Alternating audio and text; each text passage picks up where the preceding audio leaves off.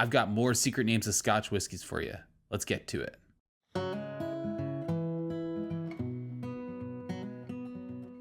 Hey guys, welcome back to Whiskey on the West Coast. My name is Matt, and today we're talking about even more secret names of Scotch whiskey. This is the Secret Names of Scotch Whiskey Extras video, because if you follow the channel, you'll be aware that about 2 weeks ago, I put out a video about the secret names of Scotch whiskey, and I just had too many. It was going to be too long, and so I cut some of them. And last time we covered 9 secret names of Scotch whiskeys. We turned it into a bit of a game, wanted to see how many you guys would get right, which ones would trip you up. I don't know if anyone actually got a perfect score, but a lot of people came really close. So I have 8 more in this video for a total, I believe, 17 total. So it'd be really interesting to see if you guys get all of these ones as well, or if a couple of these trip you up. I also have a few other topics in this video, such as some brand names that have suspicions as to what they are, but they're not really part of the game because we can't really confirm what they actually are. But I thought I'd throw those in there too, because we're talking about secret names. Why don't we talk about some secret whiskeys? All right, let's get to the extras list. If you're looking for that first video, if you hadn't seen it before, you can find it in the link in the description down below. Go back, watch that one first, then come back to this one. First up on our extras list of secret names of Scotch whiskey, we have an Ila distillery that goes by the name Kildalton, as well as Ardbeg. And that last one sounds really funny, but it's a really good hint, a really strong hint as to what distillery makes these whiskeys. And if you rearrange the letters of Ardbeg, you'll be able to spell the name of this distillery, which is Ardbeg. Yes, one of the most popular distilleries on Islay, the South Shore Kildalton Coast distillery by the name of Ardbeg, with their rare cask, single cask bottlings going for extraordinary amounts of money. Ardbeg is Ardbeg. And I have an example, not of a Ardbeg here, which I most recently saw from Whiskey Sponge, but I have a Cooper's Choice Kilnaughton here, which I believe is an Ardbeg as well. This one's from a Rioja Spanish red wine cask. Now these, if you see them, are a really great way to get a single cask or even a small batch Ardbeg at a much lower price than what you'll have to pay to get an official bottling. Next up on the extra list of secret names of Scotch whiskey is Logan Mill. And I've only personally come across Logan Mill bottlings from the Cooper's Choice independent bottlers again, the ones we just talked about with Ardbeg, with Kilnaughton. And in particular, they're labeled Logan Mill Secret Isla Single Malt Scotch Whiskies. And it's said to be a South Shore Isla distillery that's behind it. Well, we know there's 3 of those. Of those 3, we've already talked about 2 of those in these videos. Now, if you haven't watched the first video where I talk about Williamson and Leapfrog, you should go back and watch it right now, because this is a spoiler. However, if you have watched that, you know that Williamson and Leapfrog are Lefroy.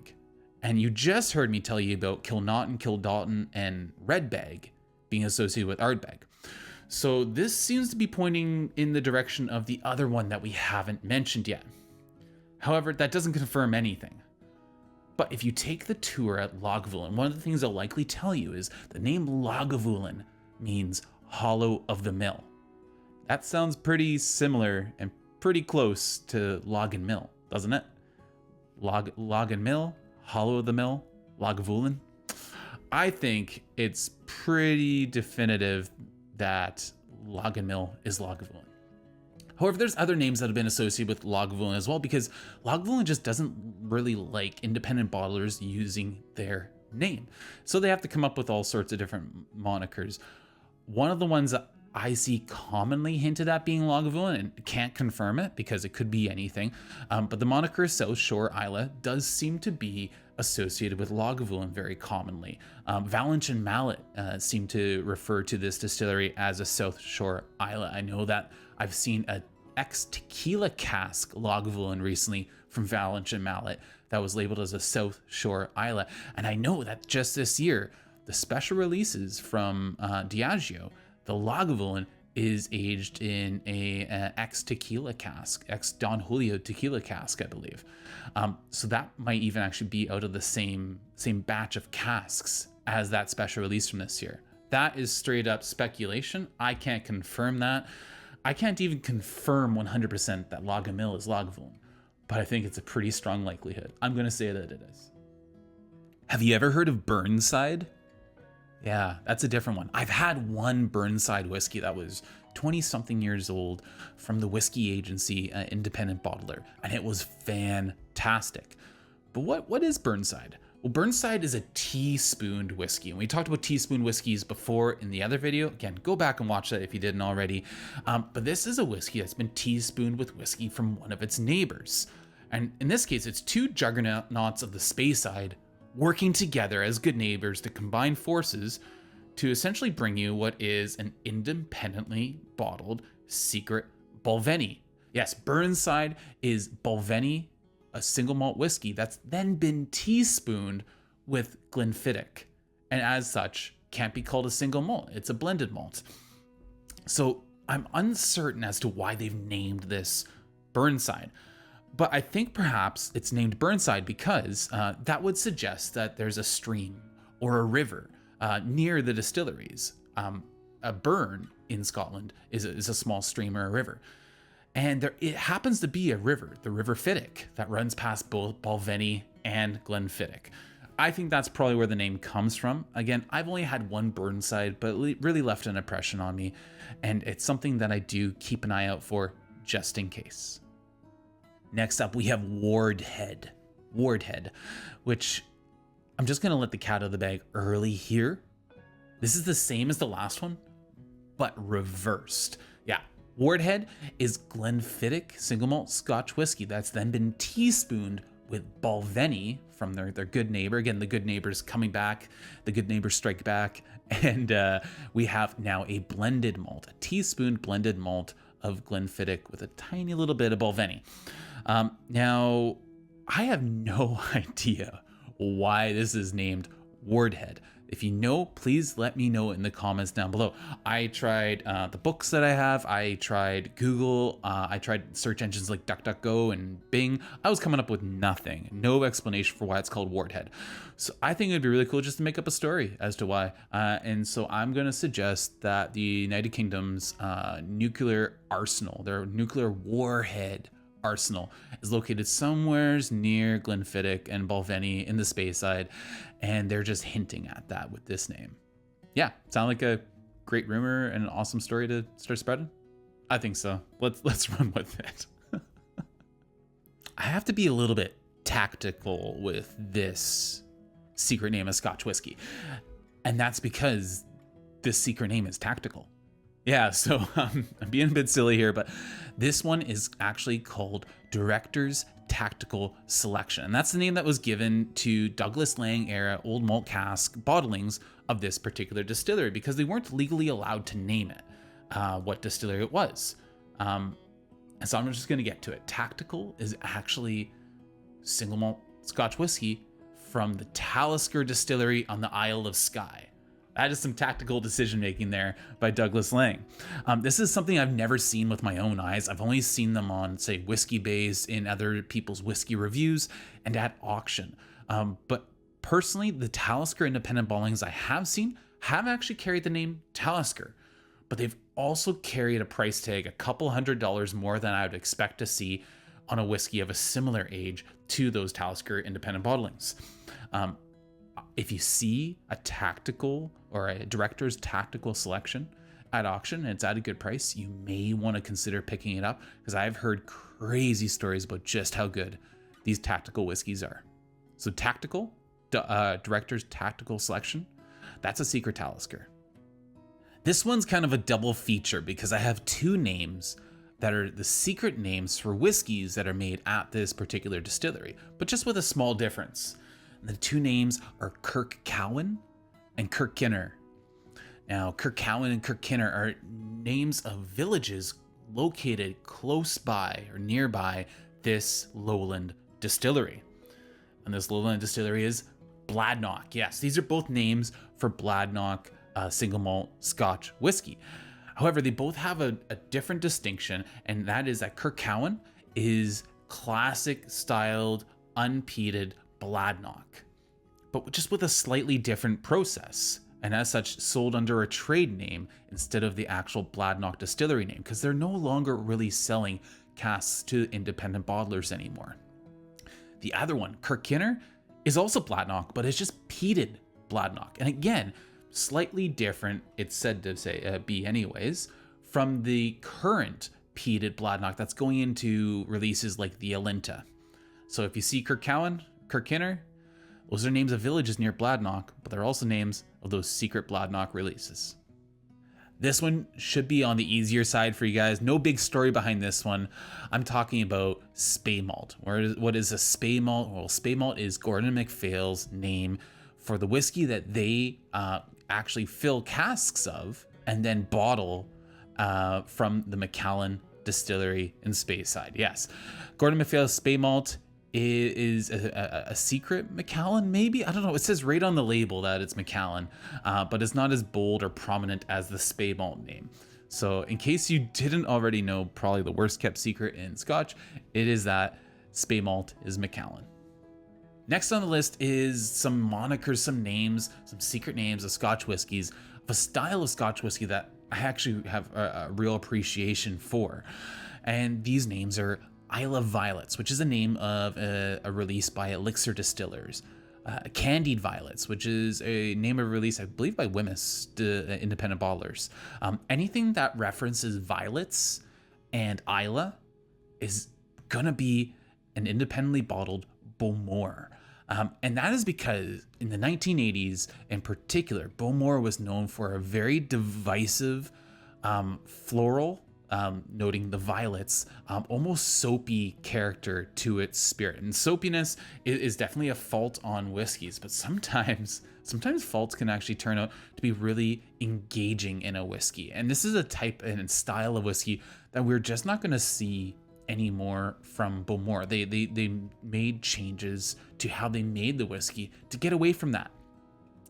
And so if you do see something that says Ila Violets, for instance, well, that Elixir Distiller bottling, that's a 1980s Bowmore, as is Candied Violets. That was a 1988 Bowmore. So you see those violets on the label, you see that's Ila, it's independently bottled Bowmore. That ends the game portion of this video on the secret names of Scotch whiskey. However, I had some more brands and brand names and secret names I wanted to discuss because I think they really are worth discussing. So stick with me here on these ones, though, even though our little fun game is over. So the first one I wanted to address was from the independent bottler Signatory.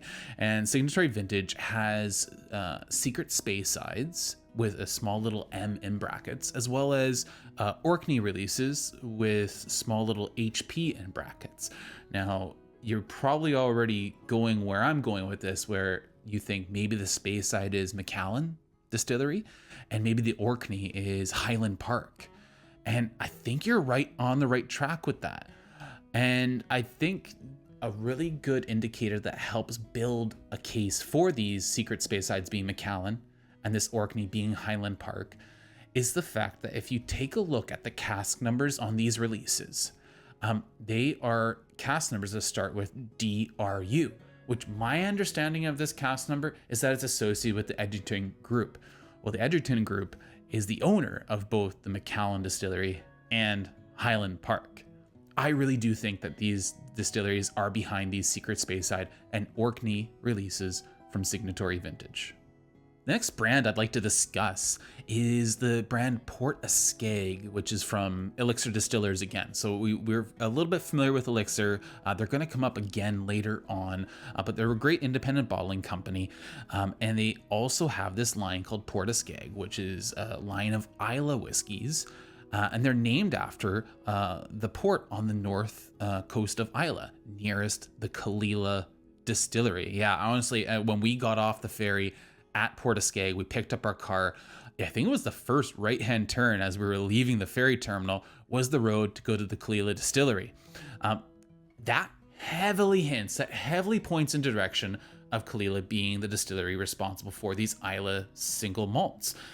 However, while I believe that they're probably the distillery behind like 80 to 90% of these Port Esag releases, we can't be certain, and that's because I have it on good authority from others that there have been Port Esag releases that are actually from other distilleries, such as Bunnahabhain and Laphroaig. So while I think, again, like 3/4 of the time at the very least, Port Esag is from the Ila Distillery, the closest distillery to the actual port itself, we can't know for certain, which is why they weren't part of the game. But I still think it's interesting to note. Next brand I'm going to talk about is the Finlogan Single Malt Scotch Whisky brand name. There's a number of different bottlings under the name Finlogan, which has been named after the ruined castle Finlogan on Loch Finlogan on Ila. And it was the seat of the Lords of the Isles for hundreds of years, and actually the seat of Clan Donald, which I happen to be a part of by extension of my family.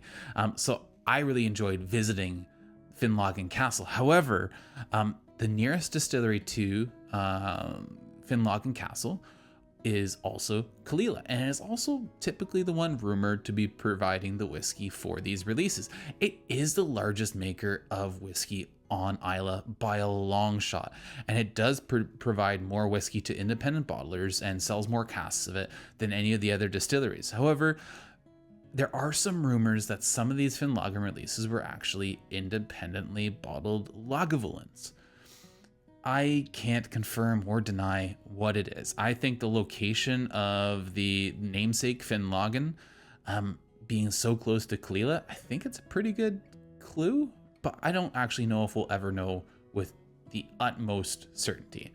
I'm still suspicious that most of the Finlogan releases, if not all of them, are from the Kalila distillery on Ila. Finally, they're not exactly secrets, but they're still worth mentioning because you might not already be aware. There are some independent bottlers that actually use a naming system that's using digits or numbering as opposed to names. And this is another way to get around not being able to actually call a whiskey by its distillery's name. And so probably the one that most are familiar with is the Scotch Malt Whisky Society, the SMWS, and their distillery code numbers for each distillery that they've bottled. So the SMWS 1.1 was actually the first bottling from the first distillery that they ever bottled from, and that is Glenfarclas. Yes, Distillery 1 from the Scotch Malt Whisky Society is Glenfarclas. I'd suggest Googling the SMWS number of your favorite single malt distillery. It would be good for you to know in case you ever see bottles come up at auction. That way you know instinctively, that's my favorite distillery. I should pay attention to that. Some of my favorites, or three of them at least, would be Distillery number 3, Bowmore, Distillery number 29, Laphroaig, as well as Distillery number 42, Tobermory. What's your favorite SMWS number distillery? Using a similar system to the SMWS, we have the Elements of Ila line from Elixir Distillers, which we're mentioning once again.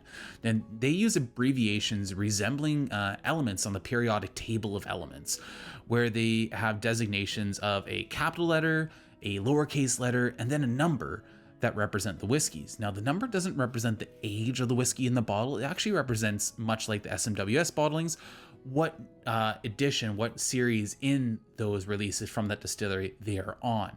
So for instance, BN9, uppercase B, lowercase n, and then a 9 represents Bunnahabhain, and it's the 9th bottling of Bunnahabhain by Elements of Ila. Other distilleries that they also bottle, I'll just run through the whole list. AR is Ardbeg, BW is Bowmore, we just talked about BN being Bunnahabhain, BR is Bruichladdich, PI is Port Charlotte, OC is Octomore, CL is Kalila, LG is Lagavulin, and finally LP is Laphroaig. If you see these on the shelf, they're usually in smaller bottles, 500 mils instead of 700 or 750, and they have almost like a white and black label that kind of looks like something you'd see out of like a laboratory, maybe a label on some sort of element that might be getting mixed up in the blending lab. Really cool labels, really cool idea, and it's really great that they found a really ingenious way to let us know what's in the bottle without spilling the beans to the point where they might get sued. Great idea. Thanks again, as always, for watching this far, guys. Let me know down in the comments down below what score you got on this second part, or maybe even put the two scores together as a whole for the secret names of Scotch whiskey. Let me know if you have any additions you want to make to this list of secret names of Scotch whiskey. And thank you to my Patreons, my Patreon subscribers for being members. I really appreciate, again, all the support. Thank you for choosing to support me in that way. It really makes a difference. And I want to bring you guys more Patreon exclusive content. I released last week the Ben Romick Polish Oak Single Cask review. I have to get around to, hopefully in the next week or so, I'll be putting up the Claxton's independently bottling tasting I did a video where I just gave my thoughts on those. So if you have any interest in those sorts of things, and you're not a Patreon member already, go ahead and find the link in the description down below to go to my Patreon page, and you can sign up there. Thank you once again for all the support. Thank you for subscribing, for liking, for sharing, and hopefully thank you for coming back for more in the future from the West Coast. Until next time, Slanch.